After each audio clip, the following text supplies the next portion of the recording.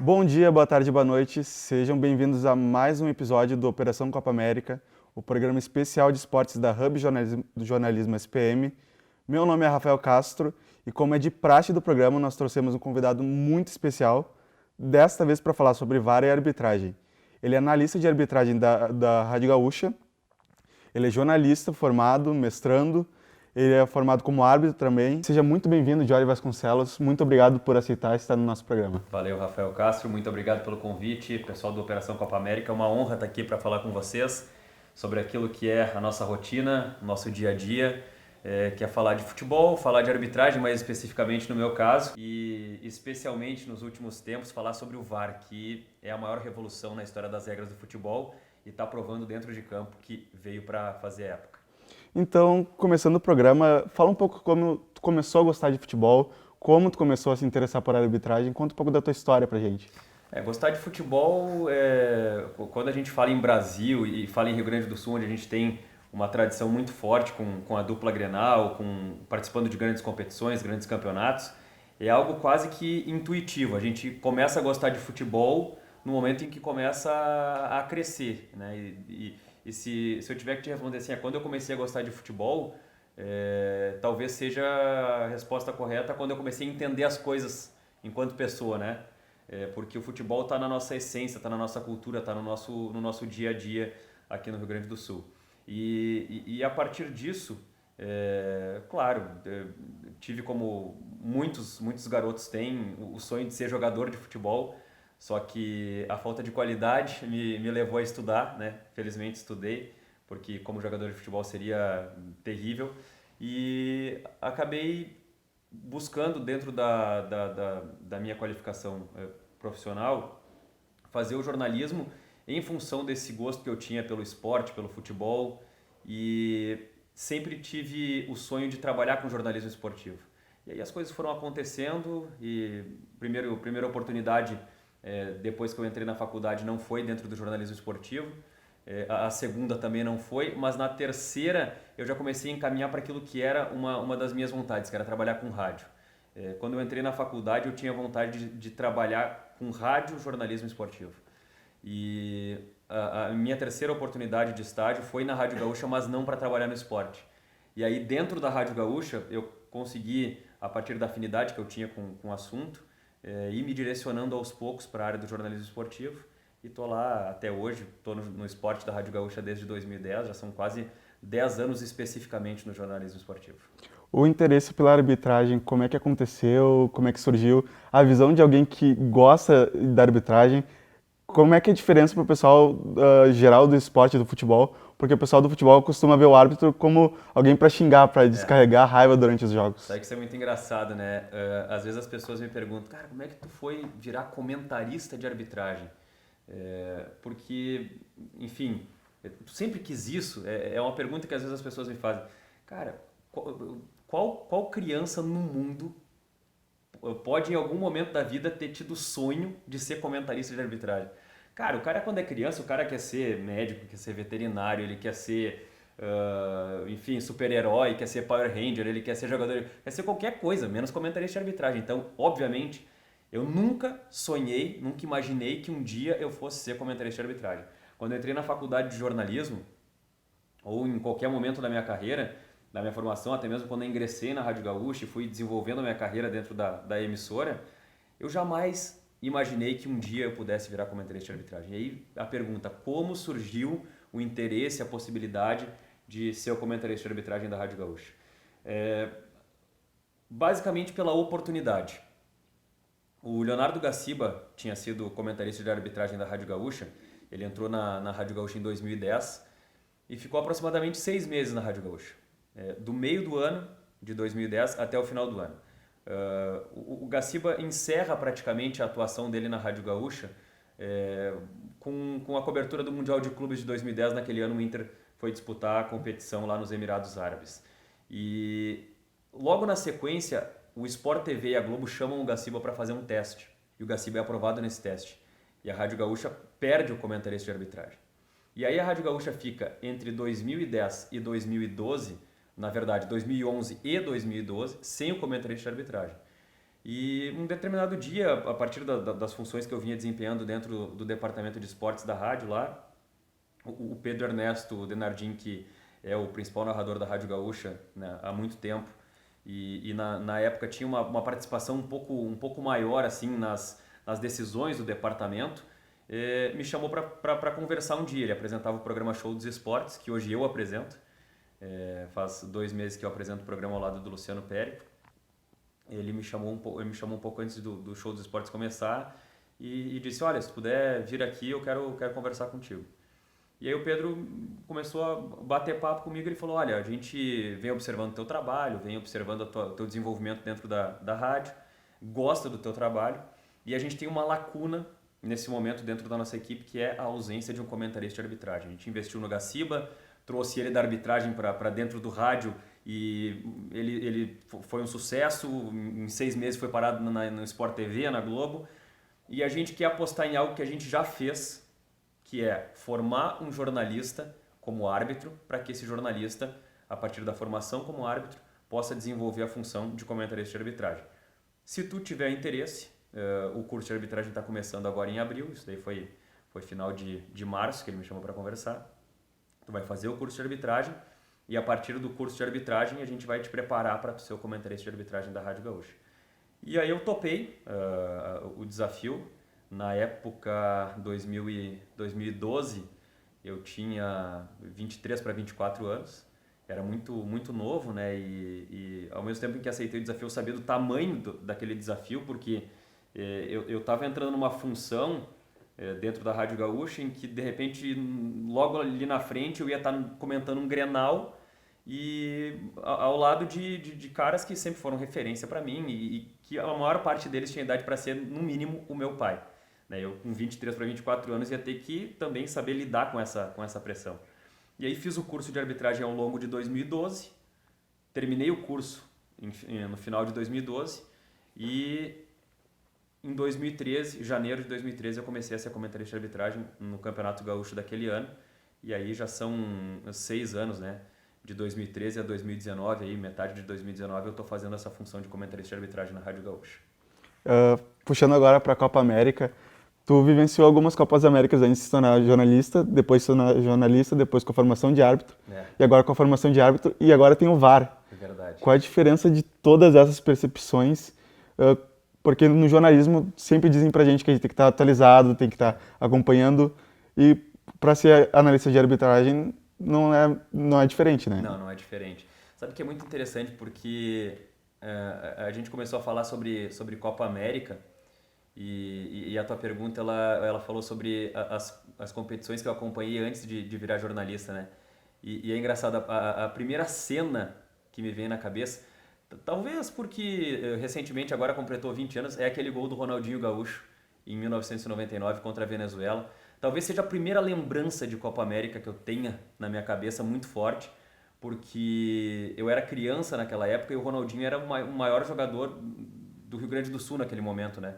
Surgindo, encantando todas as pessoas com futebol, que poucas vezes a gente viu dentro do nosso estado um jogador com tanta qualidade como o Ronaldinho Gaúcho. E essa é a primeira percepção, a primeira lembrança que eu tenho como Copa América, assim, que me vem na cabeça.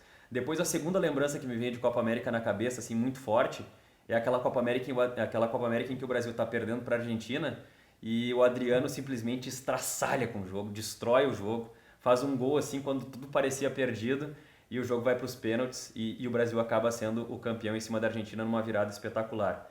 E aí depois, claro, eu vou lembrar de 2007, quando o Brasil ganha com o Dunga, que é uma vitória também sobre a Argentina por 3-0 na decisão, com o Daniel Alves aparecendo como elemento surpresa numa função diferente, né? Não estava jogando na lateral esquerda, ele foi colocado no meio campo pelo Dunga em determinado momento daquela partida. Mas a partir do momento em que a gente começa a trabalhar com jornalismo, tudo fica diferente. E mais especificamente, quando eu comecei a trabalhar com arbitragem, com comentário de arbitragem, a minha percepção do jogo mudou. Porque quando a gente olha futebol sem a percepção de ser um comentarista de arbitragem, a gente olha o jogo muito mais como um todo. Como comentarista de arbitragem, eu sigo acompanhando esse jogo como um todo, mas o meu olhar parece que está sempre buscando uma irregularidade no jogo, sempre buscando uma infração que pode estar fora do campo de visão no estádio, ou uma infração que pode estar fora da atenção das pessoas na própria câmera da televisão, o posicionamento do árbitro, para que lado o árbitro está correndo. Eu estou sempre procurando o árbitro. E por vezes até já aconteceu de perder situações do jogo por estar observando qual é a postura do árbitro dentro do campo, qual é o posicionamento. Se acontece uma situação, eu imediatamente procuro o árbitro para ver qual é a posição dele, para ver se ele tinha a condição ideal para avaliar a jogada. E é uma nova realidade que se estabelece na minha vida como observador de futebol, vendo a partir da ótica da arbitragem. E com o árbitro de vídeo se estabelece um fato novo, um fato que eu venho dizendo desde que o VAR surgiu, que é a maior revolução da história das regras do futebol, porque pela primeira vez na história do futebol existe um elemento externo ao jogo interferindo dentro do jogo. Até então todas as mudanças elas se limitavam às 4 linhas e a partir do VAR não. Existe algo fora do campo que ninguém sabe muito bem como é, ninguém sabe muito bem como está acontecendo, ninguém sabe o que está sendo dito e que de repente interfere no jogo. E as pessoas são surpreendidas pelo gestual do árbitro, validando um gol, confirmando um gol, ou invalidando um gol, ou marcando um pênalti que não seria marcado. Então, o VAR, mais do que uma mudança nas regras do futebol, é uma mudança cultural na forma de assistir futebol.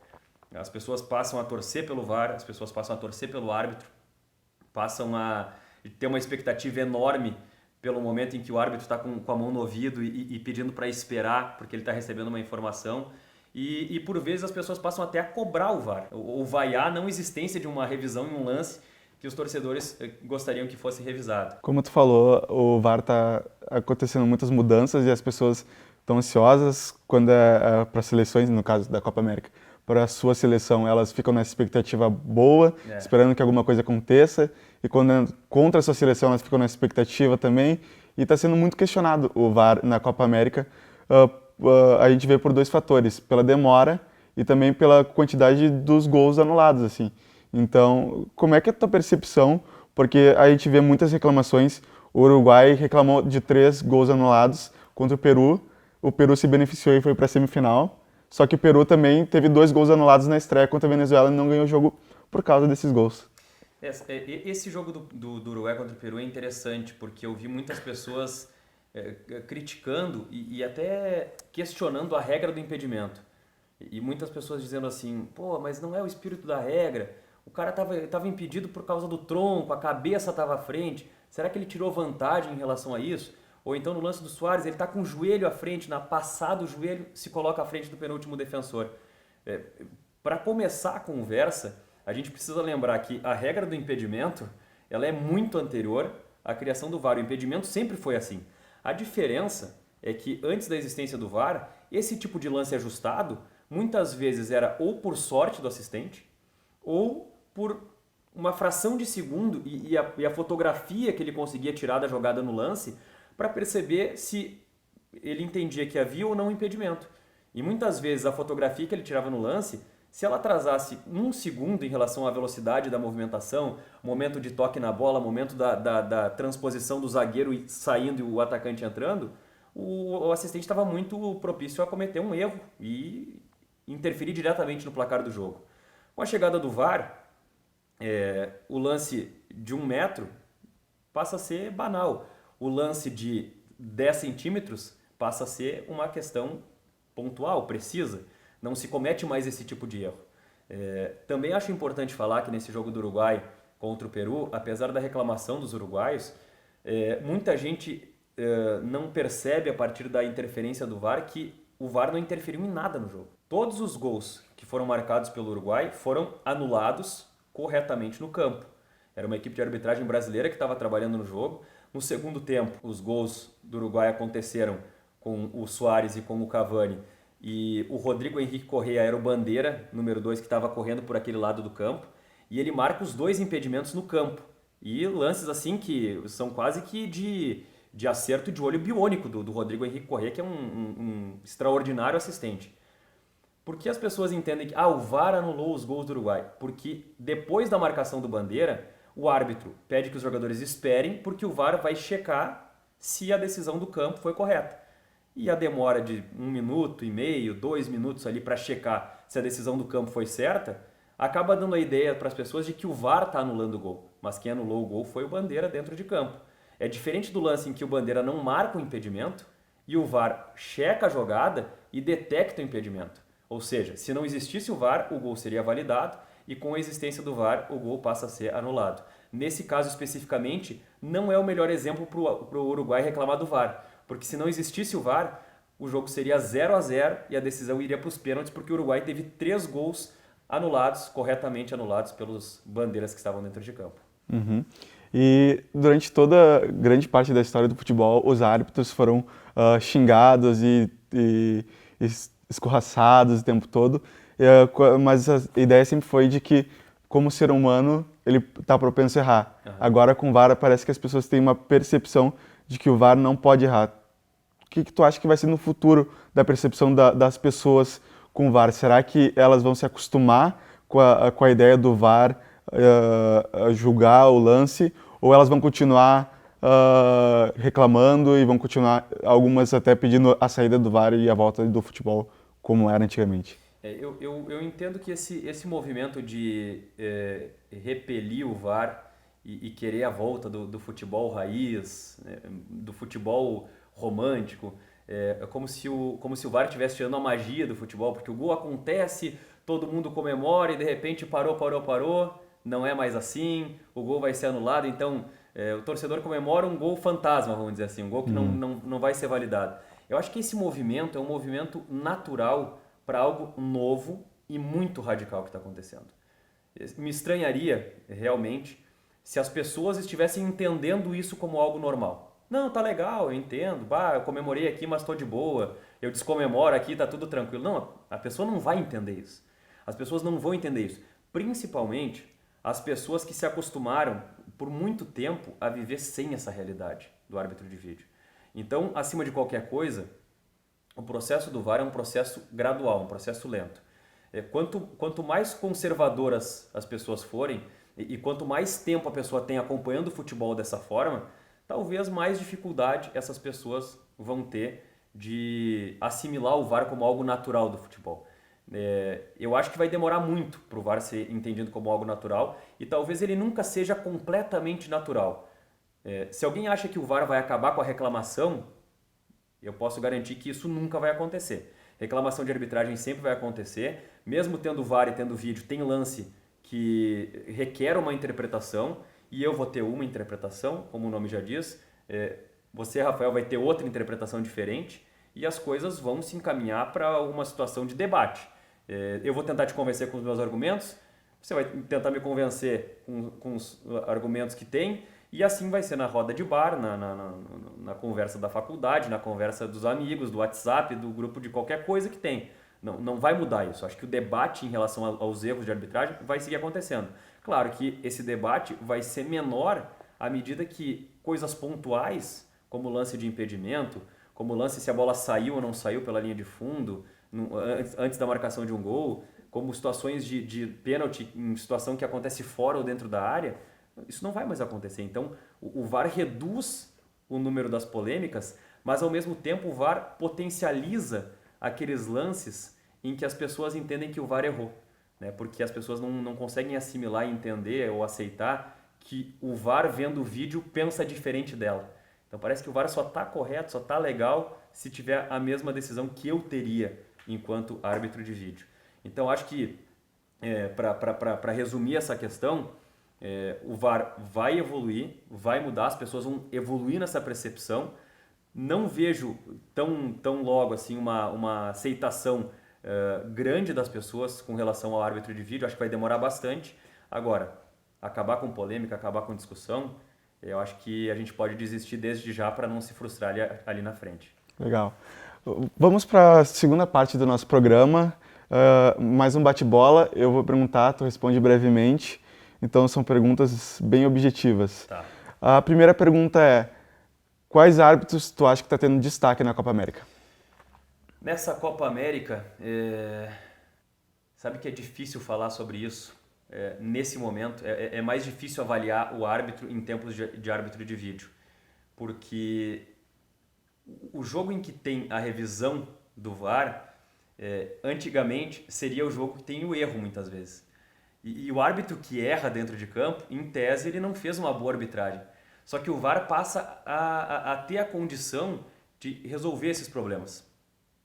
Então, o que acontece diante desse cenário? O bom árbitro, não necessariamente nesse momento, vai ser o árbitro que tem o acerto pontual ou o erro grave ali, porque o VAR tem a capacidade de ajudar. O grande árbitro, para mim, me parece, que é o árbitro que tem a capacidade de controlar a disciplina dentro de campo, porque isso o VAR não tem como interferir.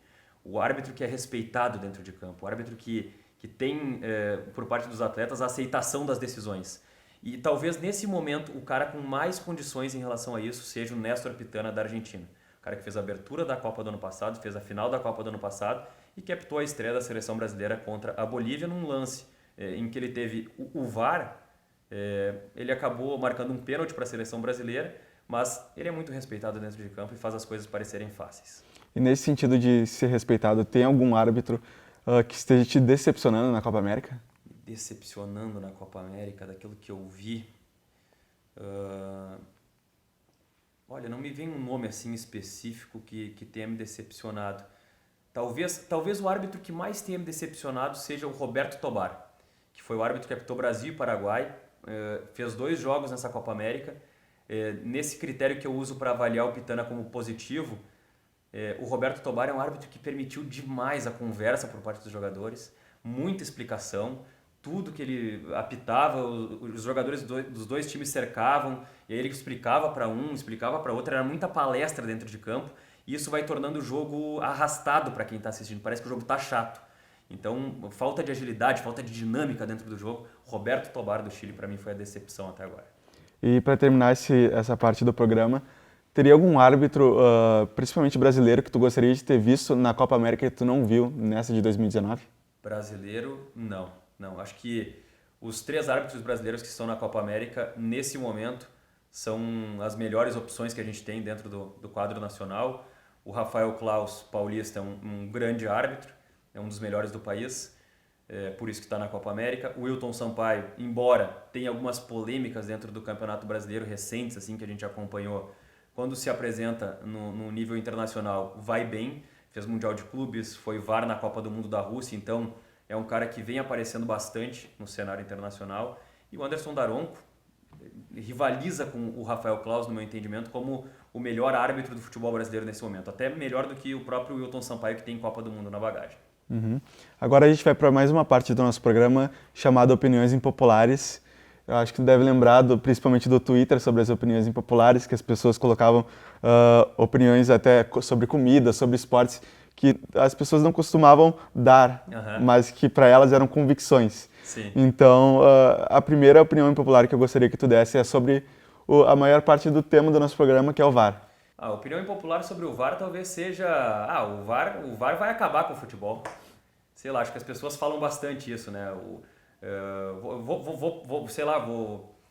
Vou parar de assistir futebol porque o VAR vai acabar com a magia do futebol, vai acabar com a graça do futebol. Talvez essa seja uma opinião impopular que as pessoas tenham sobre o uso do árbitro de vídeo. E tu aparentemente não concorda com isso? Não concordo. Eu acho assim, eu acho que o VAR tem muito a evoluir.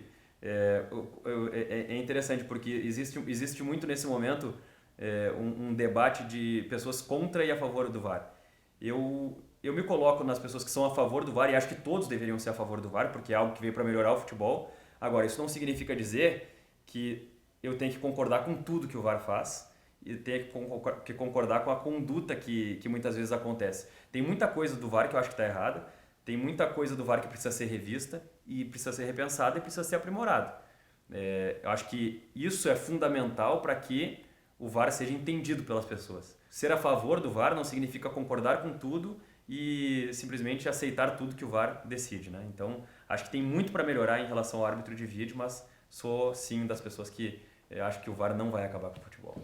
E mais uma opinião impopular é sobre os árbitros na América do Sul. Os árbitros na América do Sul sempre puxam para a Argentina, porque a Argentina tem um poder político muito grande dentro da Conmebol e existe uma lógica de que na América do Sul os árbitros são todos comprados, né? São todos, por exemplo, a final da Copa América, a decisão da Copa América já está arranjada, já está arrumada, então acho que eu iria mais ou menos nessa direção com a opinião impopular das pessoas. E o que tu responderia para essas pessoas? Eu responderia que essa mania de conspiração já teve o seu tempo, já teve o seu lugar, até para ser aceita como algo que cabia, uma desconfiança cabível.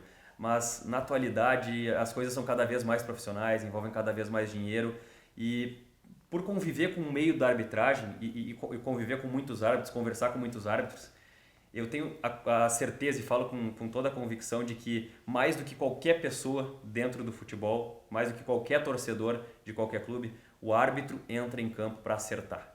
O árbitro entra em campo para sair do campo sendo o herói dele mesmo em relação àquela partida. Sair com a consciência tranquila de que ele fez o melhor que podia ser feito. E agora a gente vai para a última parte do nosso programa, que é as apostas. Todo convidado que vem aqui a gente pede para fazer algumas apostas. Nos primeiros programas era mais referente à fase de grupos, agora mais no dia que a gente está gravando é o dia da primeira semifinal, que é Brasil e Argentina em Belo Horizonte. E a minha primeira aposta que eu gostaria que tu fizesse é sobre quem vai passar para a final, tanto de Brasil e Argentina, tanto Chile e Peru. Bom, independente do momento em que as pessoas estejam vendo esse programa, porque a gente sabe que hoje em dia tem muita coisa que fica na internet e muita gente vai acabar assistindo depois dos jogos ou depois do jogo da seleção brasileira, eu não consigo ver uma superioridade muito grande da seleção brasileira em relação à Argentina. Não tanto pela Argentina, que não vem jogando nada na Copa América, vem jogando muito pouco na Copa América, mas porque a seleção brasileira também não vem jogando muito bem na Copa América.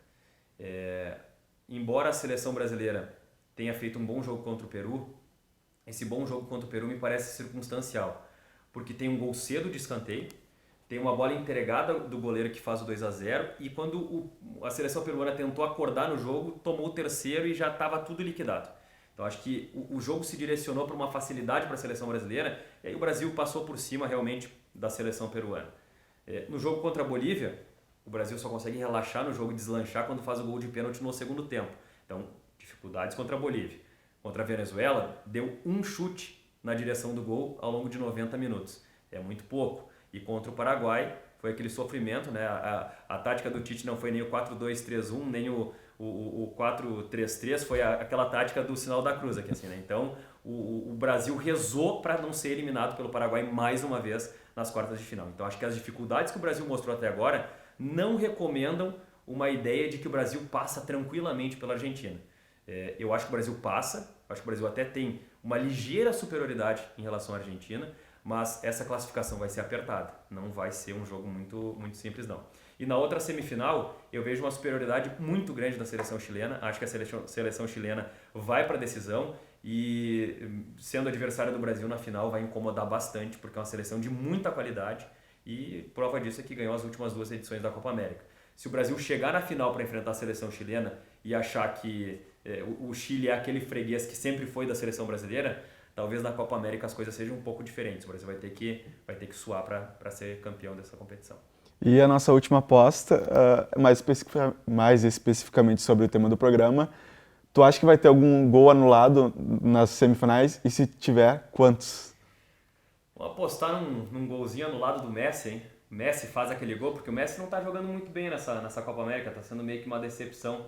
Mas vamos apostar num gol anulado do Messi e, de repente, o gol que dá a classificação para a seleção brasileira, porque o Brasil vai estar ganhando de 1-0, aí o gol do Messi ali, o árbitro que vai ser o Rodi Zambrano, o equatoriano, faz aquele sinalzinho que todo mundo gosta de ver, manda esperar aqui, faz o sinal de novo e anula o gol do Messi, o Brasil está classificado para a decisão. Finalzinho de jogo?